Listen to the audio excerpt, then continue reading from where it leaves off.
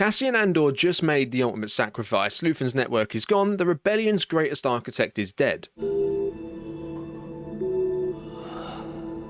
And the future of the fight hangs by a thread. But in the shadow of all that loss, something even bigger has begun. Because this finale wasn't just the end of a great show, it's the moment that lights the fuse for Rogue One. The cover story for the manufacture of a weapon. Today we're breaking down everything, concentrating purely on the season finale. From the final mission to the secret that shattered the Empire's grip and the emotional gut punch that reframes Cassian's entire story, we're covering it all. This is all a trap. It's a brilliant way to spring it. So if you've been with us on this journey from the start, don't forget to leave a thumbs up and subscribe, because the real war starts now. If you want to catch more Star Wars coverage just like this, you're in the right place. Now, with all out of the way, let's dive in. You and Luthen would have gotten along much better than you think. May the Force be with you, Captain.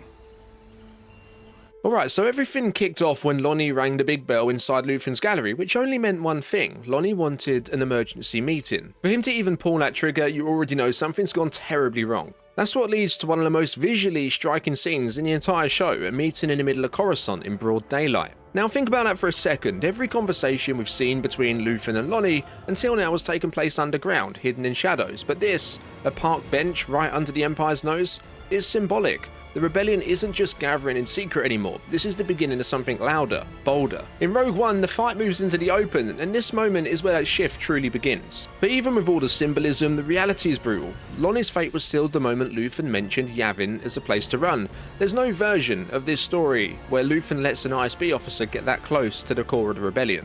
So when the intel is passed, so is the sentence. Luthen passes the intel to Clea and tells her to vanish, then returns to the gallery to burn everything. That's when Dedra shows up, pretends she's a customer, but Luthen sees straight through it, and when she reveals the Imperial Starpath unit, yeah, the same one recovered on Ferrix all the way back in Season 1, the weight of the last 5 years comes crashing down. This was the device that put her onto Cassian, onto Axis, and now, standing face to face, it's the moment Luthen knew would eventually come. With no way out, he tries to take his own life, choosing death over giving the Empire even the slightest sliver of information on the rebellion. But there was one more truth Lonnie left behind. In Dedra's files, he found restricted information about the Death Star, files she shouldn't have had access to in the first place, and that's the full circle moment. Dedra, who's been breaking protocols since Ferrix, using PORD to climb the ranks, is finally taken down by the very system she thought she could bend to her will. We'll do our best to carry on without you. Clea, meanwhile, moves fast. She sneaks into the hospital and disconnects Luthen from life support, robbing the Empire of its prize and ensuring Axis dies on his own terms. She disappears back to the safehouse to get one final message out to Wilman's radio, still hidden beneath his bed on Yavin. It triggers a rescue mission from Cassian, Melshi and K2, but the Empire hears it as well, and now both sides are hurtling towards her. And here's the real kicker.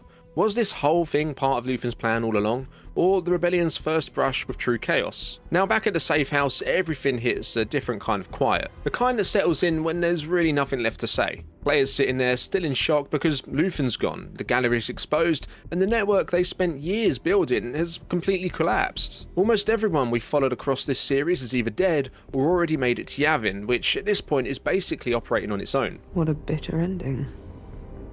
Nothing's ending. Cassian does his best to reassure her, tells her this isn't the end, that Luthen's legacy will live on. And even though that's exactly what you'd expect someone to say in a situation like this, it was true. Luthen wasn't just fighting the Empire, he was planting something. Martha said it back in Season 1, the Empire is like a wound that won't heal, spreading like rust. And now, even with Luthen gone, the rebellion has spread too far to be stopped. The antique shop on Coruscant was never going to be the end point, it was the starting point, but the Empire's not done.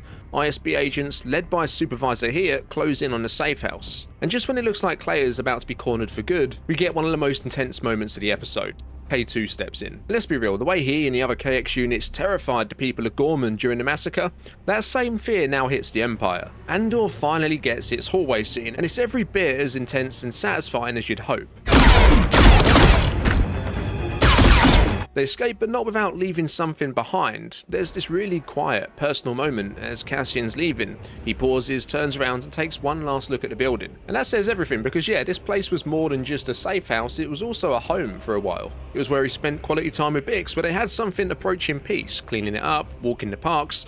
For Cassian, it's the end of a chapter, but also the beginning of another. And yeah, while all that's playing out on the surface, there's one moment in the background that quietly seals the fate of someone we never expected. Major Partagaz, we find him alone in the ISB meeting room listening to Nemik's manifesto. Remember that the frontier of the rebellion is everywhere. Think about that for a second. The same guy who once called the ISB healthcare providers cleaning infections, treating threats before they spread, is now sitting there completely consumed by the very thing we all thought he'd be immune to. The rebellion isn't just undermining the Empire from the outside, it's beginning to eat its way inside too. Now, it's not like he was ever going to flip and join the rebellion like Lonnie did, but what happens when you realise the machine you serve no longer trusts you to run it? The Death Star files leaked on his watch. All of his best agents at this point are either dead or in prison, and the very secrets they were trying to protect are now in the hands of the rebellion. For Partagaz, there's really no way out, not through loyalty, not through silence. The Empire isn't thanking him for his service. They're going to make him disappear. And then there's the detail that really stings. He uses what looks to be Dedra's blaster. The one he once praised for thinking outside the box, but it was that very mindset that unravelled everything. So was this a way for him to escape punishment, or was it a quiet act of rebellion on its own? And what does it say about the Empire when even its most loyal officers see death as the only way out? So yeah, back on Yavin, everything feels bigger now, like history is finally catching up with his characters. When we saw this base in the last arc, it was still bare bones, the Alliance was still trying to plant their flag. But now, this is the version we know from Rogue One and A New Hope. A busy hangar, polished stations, ships being prepped for action. Cassian's no longer one of the main guys steering the ship. He's part of a much larger team. We even catch Mon Mothma trying to reason with Saw Gerrera, who's appearing through hologram. Jeddah's just had a Star Destroyer deployed over it, and Saw's denying he's even there. We know you're on Jeddah, Saw. We know you're picking off Imperial transports. Which is peak Saw Gerrera, right? Mon tries to explain the Empire's coming for him, not them, but he's too paranoid to trust anyone, not even the people fighting the same enemy. And while this is happening, Cassian returns escorted in by 2 X-Wings. He delivers Luther's final message to the Alliance leadership, but not everyone's buying it. Mon's the only one who truly listens, because she knew him, and more importantly, Luthen had already saved her life countless times. But for the rest of the Council, who never saw Luthen's sacrifices up close, he's just a name, a rogue player who never followed the rules. Some even think this could be a trap, that Luthen's been played by the ISB and never realised it. Anyways, Cassian's grounded, confined to his quarters, but then he asks for permission to visit the infirmary to see Clea. And without missing a beat, Mon stands up and gives him permission before Bao can even respond. Permission granted. That little moment speaks volumes. She trusts Cassian, she trusts Luthen, and she knows if Luthen, of all people, died for this message, it's not something they can afford to ignore. Meanwhile, the news of Luthen's death spreads through the camp. Mon tells Vel, clearly shaken, and asks for her opinion on the intel. Not because she didn't believe it, but because the others don't, and she needed someone who knew Luthen personally to give their take on it. Cassian tells Wilman he takes it pretty hard. He shares a quiet moment with Vel, raising a toast to everyone they've lost. It's such a powerful reminder of just how many lives this story has gone through. Ferrix, Gorman, Aldani, Brasso, Lonnie, Luthen, the list goes on. Some we know by name, some we didn't. But the weight of their sacrifices everywhere, and just when it seems like everything's quiet again, another message comes through. Another message from Catherine. He won't talk to anybody but Andor. Catherine, the 4th in just over 10 hours. And if that name sounds familiar, it should, because it's where we find Cassian in Rogue One. The moment we hear it, the dots start connecting. This is his next mission, but it's also more than that. Catherine isn't just the next stop, it's the moment the Alliance finally realises the scale of what the Empire's building. All of this forces General Draven to stop and think. Tivik's been trying to make contact, Jeddah's crawling with kyber crystals, the Star Destroyer shows up, Luthen dies. Clues from a multitude of different places are now appearing. If this is a trap, it's the most elaborate one the Empire's ever pulled, but what if it's not? Anyways, it's done. Cassian's cleared for departure and now he's off to Catherine to meet with Tivik. But before he goes, he has one last dream about his sister. It's such a quiet, tragic reminder of where all this began. His original mission wasn't rebellion or revolution, it was family. And now, 2 full seasons later, that thread still lingers. He never found her. Maybe Marva was right, maybe there were no survivors left on Kenari. But it's that loss that shaped everything we've watched unfold. When he wakes, Bail Organa is there entering his cabin. What is it? The man you do not like is here. Up to this point, things between them have been tense, distant, 2 people fighting the same war but not quite seeing eye to eye. But now, there's a shift, because even though they've walked different paths, their reason for fighting is the same. Not just Bail and Cassian, but Luthen too. All of them chose to give everything for something they may never live to see. Bail tells him, May the Force be with you, Captain. and it hits, because for all the political chess, the strategy, the sacrifice, this moment reminds us there's still something unexplainable at work. Cassian's walked this entire road fueled by grief and fire, but What if there is something else at work guiding him, something far bigger than war? We then get this beautiful final montage, the kind of scene Star Wars just knows how to deliver. Clea observes Yavin, seeing the base fully alive, troops from every corner of the galaxy pulling together. This is what she and Luthen gave everything for, and now she sees it with her own eyes. Luthen's legacy didn't die with him, it's moving, breathing, ready to fight. The people Cassian connected with along the way, what's left of them at least, have found a home here.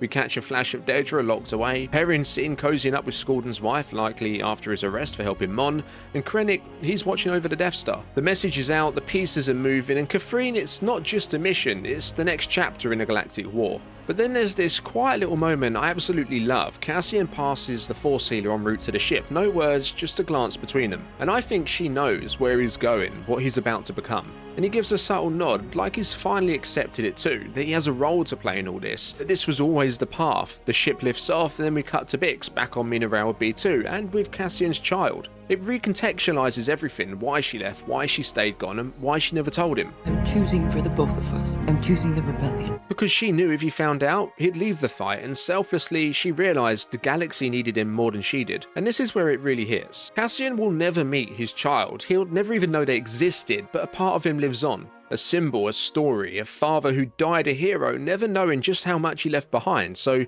what happens when one of the rebellion's brightest sparks has a legacy of their own?